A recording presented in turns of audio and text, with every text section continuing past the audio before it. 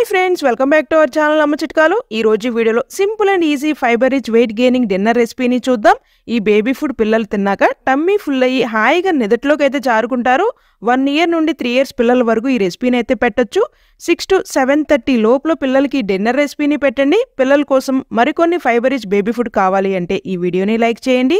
First time ఛానల్ని visit చేసినా ఇంకా సబ్స్క్రైబ్ చేసుకోకపోయినా ఇప్పుడే దయచేసి ఛానల్ని సబ్స్క్రైబ్ చేసుకోండి. ఈ హెల్తీ బేబీ డిన్నర్ రెసిపీ కోసం ఒక బాండీలో 1 బౌల్ అటుకులు, 2 ఆల్మండ్స్ని ద్వారగా వేయించుకోవాలి.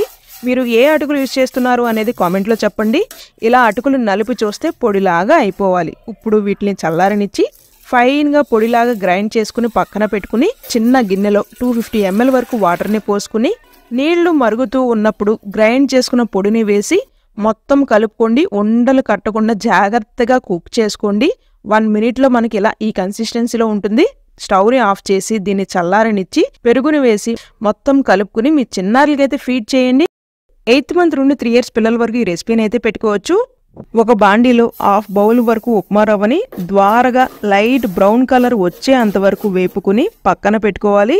ఇప్పుడు అదే బాండీలో 1 టేబుల్ స్పూన్ నెయ్యి వేసుకుని నెయ్యి కాక వచ్చినాక 1/2 స్లైస్ వరకు పీల్ చేసి కట్ చేసుకున్న యాపిల్ తురుముని వేసి 1 మినిట్ పాటు కుక్ చేసుకుని 1/2 లీటర్ వరకు వాటర్ని పోసుకుని ఒక బాదం పప్పుని తురుమింది వేసి మొత్తం కలుపుకుని నీళ్లు మరుగుతూ ఉన్నప్పుడు మనం ద్వారగా వేపుకున్న రవ్వని వేసి 1 ఇయర్ అండ్ ఎబోవ్ బేబీస్ అయితే ఈ స్టేజ్లో చిటికెడు ఉప్పును కూడా వేసి 3 మినిట్స్ పాటు లో ఫ్లేమ్లో మధ్య మధ్యలో తిప్పుకుంటూ కుక్ చేసుకోండి. ఈ కన్సిస్టెన్సీ వస్తుంది. చల్లారినాక చిన్నారులకైతే పెట్టండి. 1 ఇయర్ అండ్ ఎబోవ్ బేబీస్కి ఈ రెసిపీని అయితే పెట్టొచ్చు. ముందుగా మనం సీడ్ తీసేసిన 3 డేట్స్ని 20 మినిట్స్ పాటు వాటర్లో సోక్ చేసుకోవాలి. ఈ లోపల మనం 3 టేబుల్ స్పూన్స్ ఓట్స్ని హాయిగా డ్రై రోస్ట్ చేసుకుని పక్కన పెట్టుకుందాం. 20 మినిట్స్ అయినాక డేట్స్ పైన ఉన్న స్కిన్ని తీసేసి సోక్ చేసుకున్న వాటర్ని కూడా గిన్నెలో పోసుకుని 5 నిమిషాల పాటు కుక్ చేసుకుంటే డేట్స్ వాటర్ అనేవి ఇలా మరుగుతూ ఉంటాయి. ఈ స్టేజ్లో మీరు డ్రై రోస్ట్ చేసుకున్న ఓట్స్ని కూడా వేసేసి మొత్తం కలుపుకుని 1 నిమిషం పాటు కుక్ చేసుకున్నాక కాచి చల్లార్చిన పాలు 1/2 గ్లాస్ వరకు పోసి మరొక 5 నిమిషాల పాటు లో ఫ్లేమ్లో కుక్ చేయండి.